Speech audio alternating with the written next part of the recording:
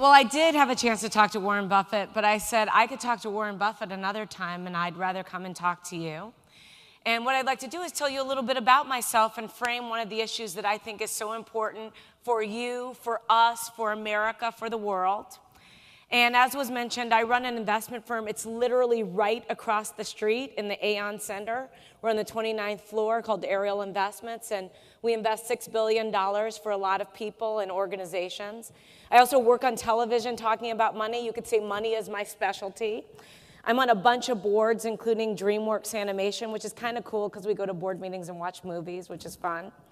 And this year, I'm actually getting married, too. So I've got a lot of stuff going on. I know, it's been a great time.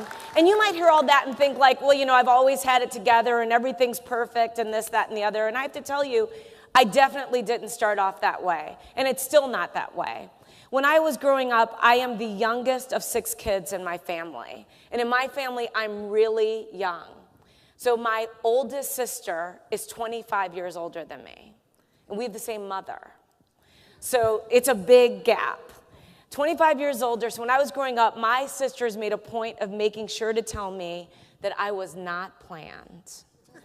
They did it a lot. And when you're like 25 years old, your sibling, and you're 5, and your sibling says things to you like, you know, we found you by the doorstep, you actually believe them. So I had to work through that for a long time thinking that I didn't belong. When I grew up, my mom was a single mom, and she struggled like a lot of single moms do, 6 kids. And we had like a really crazy life. And I say it wasn't boom or bust. It was kind of bust or normal. And so we'd either like have a place to live and things would be fine, or we'd be getting evicted, or our phone would get disconnected, or our lights would get cut off, or a car would get repossessed, or my mother, I remember this, that in order to get me to school, she would go to the gas station and ask the gas attendant if we could borrow $5 worth of gas. And so she was one of those moms who would do anything for me, but it was definitely one of these lives that was very, very challenging. But my mom also was one of these people who, she didn't always have the best money sense. So an example would be like if it was Easter, we'd get new Easter dresses instead of paying the phone bill. And it was something that never sat with me.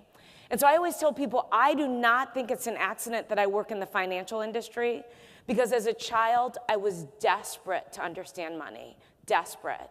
I hated the fact that I felt this insecurity around money. So I was very fortunate. I went to good schools. I went to St. Ignatius, and then I went to Princeton. And Princeton was an amazing place. And between my sophomore and junior year at Princeton, I was an intern at Ariel Investments, where I work today. And I didn't know anything about the stock market. I didn't know anything about investing. But I went and worked at this firm, and I fell in love with the business.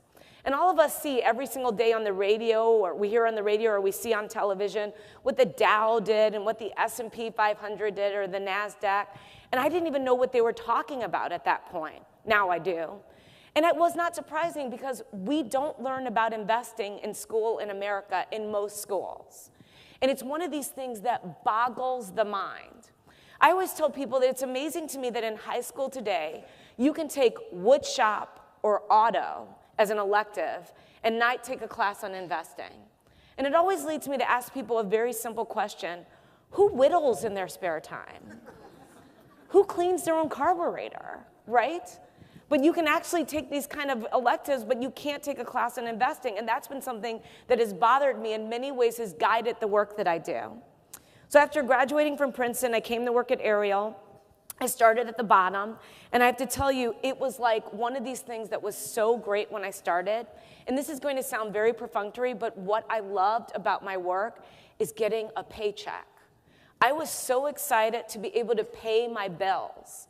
I would sit in my bed in my little studio apartment, and I would just be grateful that I knew I could pay my rent and my phone bill. And my first starting salary at Ariel was $35,000 a year. It seemed like $1 million. I felt like I was flush with cash. No, of course I wasn't. I had expenses, and I had to keep a roof over my head and feed myself and things like that.